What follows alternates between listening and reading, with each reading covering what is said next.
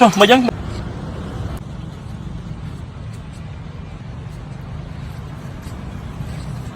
ស្លាប់ហើយ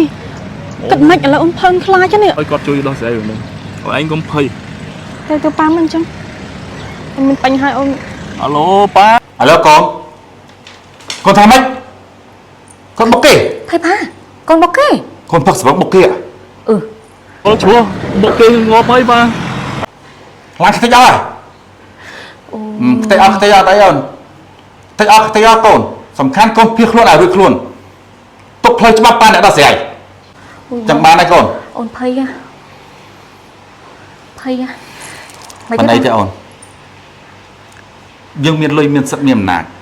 ចាប់បោកទៅពឹងមេធាវីដើម្បីដោះស្រាយកូនយើងមិនអាចឲ្យជាប់គុកបានទេព្រោះយើងមានកូនតែមួយចារឿងបុកនេះជារឿងធម្មតា5000 10000ហើយអូនចាតោះយើងទៅជួបបងសុំសួរបងសុំជួយផងបងកូនខ្ញុំមានបញ្ហាយកមិញព្រោះចេះបុកគេស្លាប់ឥឡូវបងអភិខ្លួនខ្ញុំអត់កាត់មកទេបងជួយរកផ្លូវច្បាប់បងខាងច្បាប់ជួយផងអូបងឯងកុំភ័យ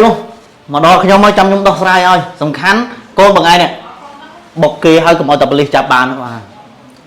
ចាំខ្ញុំដោះស្រាយឲ្យអស់តែ5-6000បងអារឿងនឹងរឿងធម្មតាយើងរាប់អានគ្នាចាំខ្ញុំដោះស្រាយឲ្យបងកុំភ័យអរគុណណាស់បងហ្នឹងហ្នឹងបងហ្នឹងកុំភ័យចាំខ្ញុំដោះស្រាយឲ្យបងទុកចិត្តលើខ្ញុំដោះស្រាយឲ្យមួយសាដល់